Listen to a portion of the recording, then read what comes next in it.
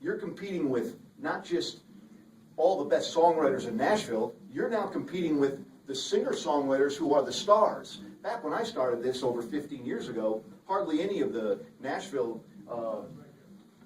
artists wrote their own material. George Strait, for instance, never wrote a song. And in addition to the people that did write, you always had an opportunity for 3 or 4 songs going on their next album. With production music, no rules. It's freestyle. You can write whatever you want as long as it makes sense, as long as it's quality, and as long as it flows. That's production music. Just listen, when you go home or tomorrow, listen to television and listen to how many pieces, how many cues of music they go through in a single half an hour or an hour program. It's incredible. When I first got into this, I watched, I don't know, Dallas SWAT. I must have heard 30 different pieces of music in a half an hour show, which is really, what, 18 to 20 minutes. Chunk after chunk after chunk, every scene had a different thing. What are the payoffs here?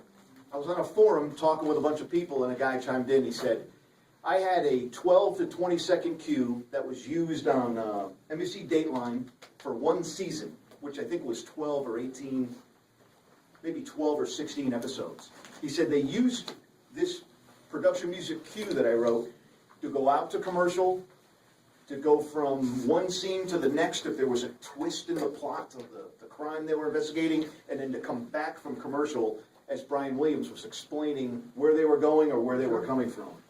12 to 20 second cue the entire season, which was very few episodes. He made $82,000 that year in royalties because it was prime time and it was network television. You get into movies, it changes a little bit.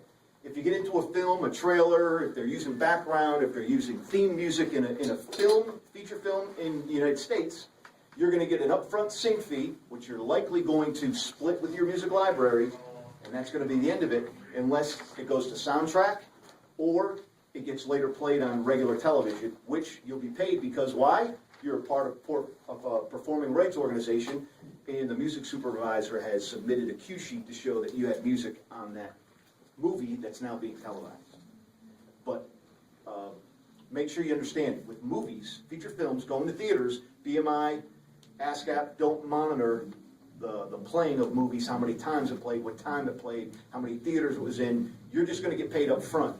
And somebody informed me recently that one of the reasons, probably the major reason that is because the motion picture companies own the majority of the theaters. So they're not going to pay you royalties up front. If the movie goes foreign, you're going to get paid because outside the United States, they pay royalties for how many times it's played. If you have music in that movie, you're going to get paid for it. BMI now and ASCAP now affiliate themselves with foreign pros, performing rights organizations, and so it takes a little longer, but you're going to get paid if it goes foreign.